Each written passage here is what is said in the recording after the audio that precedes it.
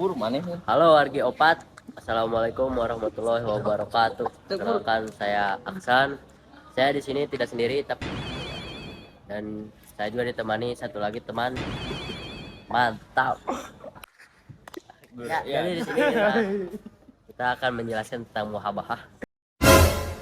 Kita akan menjelaskan tentang muhabah. Apa itu muhabah? Muhabah, ya. Jadi menurut para ulama ini kata muhabah ini diambil dari bahasa Arab yang berarti cinta. Dalam ajaran Islam dijelaskan mengenai tingkatan-tingkatan dan urutan pada siapa yang paling utama dalam mencintai, seperti cinta kita pada dia namun tidak direstui oleh orang tuanya. Di sini jelaskan bahwa dalam Al-Quran surat At-Taubah ayat 9 At-Taubah surat ke-9 ayat 24 mengenai mahabbah pada Allah Subhanahu wa taala, yaitu bahwa yang pertama dan paling utama yang harus dicintai adalah sang penguasa alam, Allah Subhanahu wa taala. Ya. Saudara Nadib dan saudara Dwi. Jadi kita tidak bisa mencampur pautkan antara cinta seorang manusia makhluk terhadap makhluk dengan cinta kepada Allah Subhanahu wa taala. Jadi itu sangat berbeda. Sangat berbeda, saudara Dwi dan saudara Nadib. Sangat berbeda. Jadi kita tidak bisa mengunsurkan terhadap satu unsur saja, yaitu makhluk ciptaan Allah. Gitu. Padahal kita itu ciptaan Allah yang harus menghadap kepada Allah gitu. Kita harus mencintai. Dengarkan saudara-saudara. Nah, di sini para ulama juga harus mencintai sang penguasa alam, sudah dijelaskan. Diikuti dengan Rasulullah Shallallahu Alaihi Wasallam, keluarga, sahabat, saudara dan lain sebagainya. Ya. Rasa mahabbah atau cinta kepada Allah Subhanahu wa taala adalah cinta pertama makhluk-makhluknya. Masya Allah.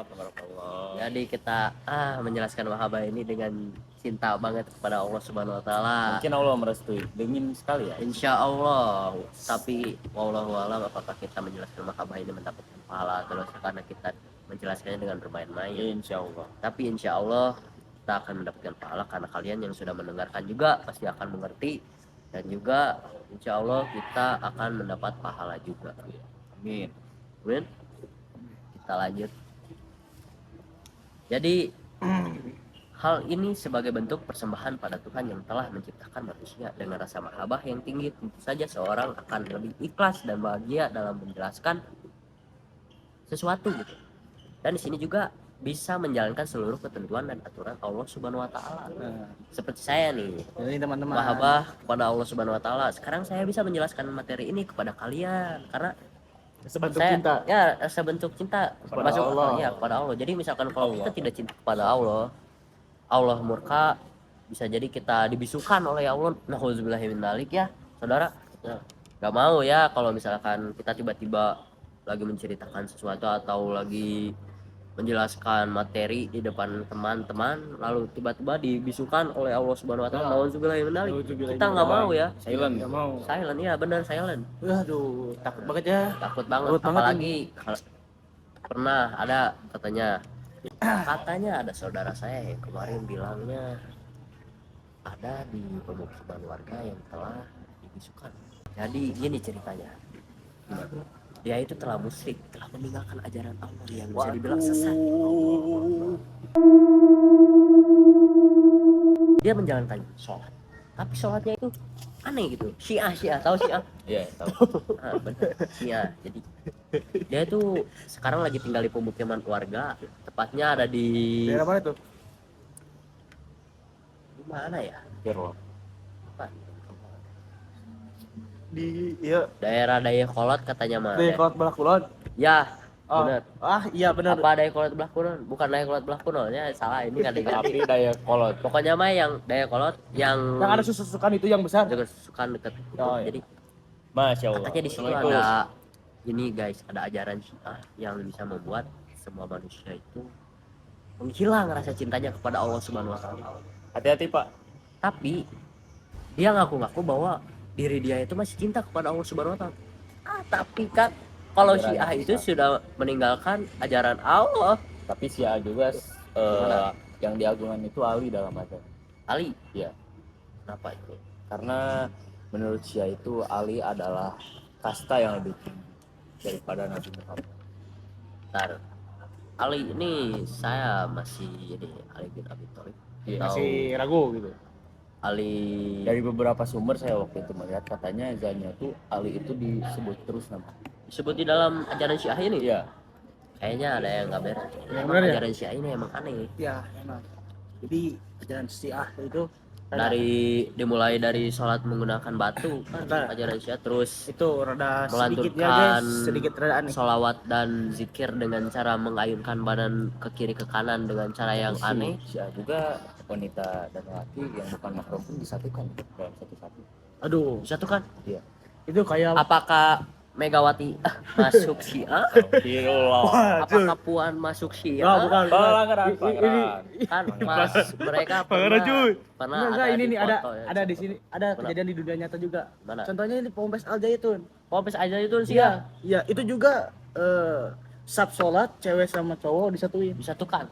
Aduh. Oh, yang katanya itu sapnya berjarak itu ya. Nah, yang berjarak 1 meter. Ya, Aduh, itu gimana menurut Anda? jadi saya pernah dengar juga kalau berjarak itu katanya lagi COVID. Tapi- kok gini? COVID. Emang COVID gitu enggak. mengganggu sholat kalian? Tidak. COVID itu hanya tapi hayalan semata. tapi itu kejadian udah ya beberapa hari yang udah dibuka lockdown gitu. Ya, Jadi gimana tuh penjelasannya?